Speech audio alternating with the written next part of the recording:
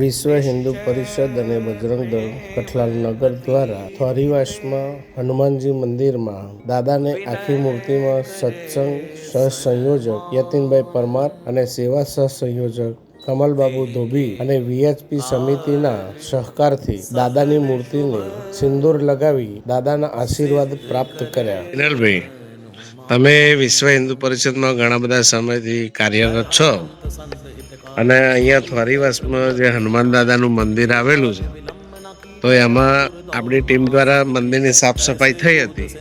હવે સિંદૂર ચડાવવાનું થયું અને તમને ખબર પડી કે દાદાને સિંદૂર લગાવવાનું છે, તો તમને જ્યારે વાત કરવામાં આવી તો તમને કેવું લાગ્યું?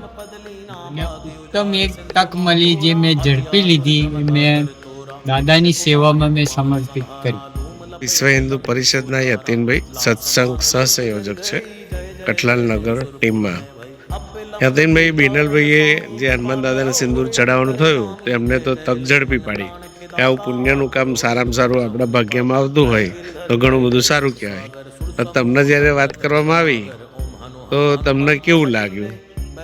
એની દયાથી જે સિંદૂર ચડાવવાનો લાભ મળે એ બદલ મને બહુ જ ખુશી છે અને એ બદલ દાદાનો ખૂબ ખૂબ આભાર કે મને એમની સેવાનો લાભ મળ્યો.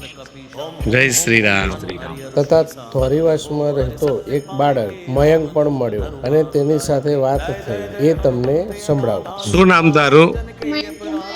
વિશાલભાઈ થોરી.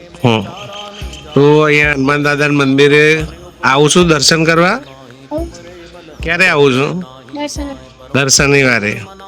અને દર્શન કરવાથી કેવું લાગે? સારું લાગે? તો તારા જેવા મિત્રો હોય એમને તો શું કહેવા માંગુ છું? દર્શન કરવા માટે આવે. ઓકે. તને હનુમાન ચાલીસા આવડે છે?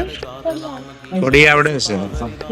ના, હનુમાન ચાલીસા આવડે છે તો મયંક ગાજો હનુમાન ચાલીસા.